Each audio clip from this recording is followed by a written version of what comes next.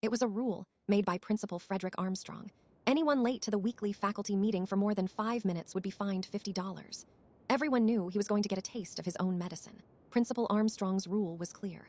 Any faculty member arriving after 8:05 a.m. for the 8 a.m. meeting would be considered tardy. For every minute past 8:05 a.m., they'd be fined $10. Missed meetings were met with a $100 fine. Teachers Susan Miller and Robert Johnson got first-hand experience with the rule's rigidity. Susan, delayed by a flat tire, arrived at 8:07 a.m.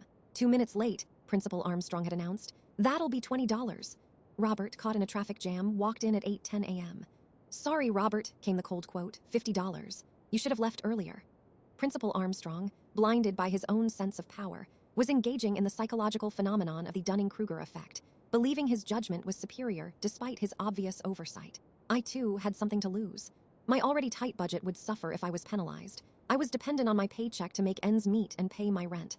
So I started preparing. I arrived at the school at 7:30 a.m. every Monday, documenting the time on my phone with a time-stamped photo of my arrival.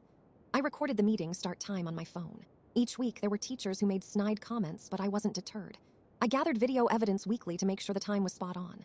Real-time countdown began. 8 a.m., 8:03 a.m. Susan texted me, he's not here yet. 8:05 a.m. The room was buzzing with nervous energy. 8:07 a.m. Robert sent, he's still not here. The minutes ticked by, each one filled with a growing sense of dread and a touch of schadenfreude. 8:10 a.m. Still nothing. 8:12 a.m. The murmurs grew louder. 8:15 a.m. Finally, Principal Armstrong strolled in at 8:18 a.m., nonchalantly adjusting his tie. Apologies, everyone, he began. I got held up at home. There was a serious plumbing issue.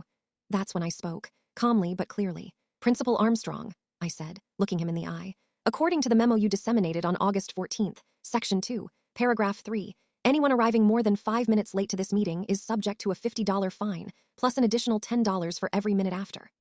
I opened my phone and displayed a photo of the time-stamped memo. Others began recording on their phones. Just then, the superintendent, Mrs. Evelyn Carter, walked in. She'd been a silent observer. She had a file in her hand. Principal Armstrong, she said, her voice steely, I've reviewed the footage from the camera in the parking lot. Your arrival time was 8:18 a.m. That means the $50 fine. Mrs. Carter held him accountable. Principal Armstrong was experiencing a dose of his own medicine thanks to the power of a decentralized organization known as a DAO.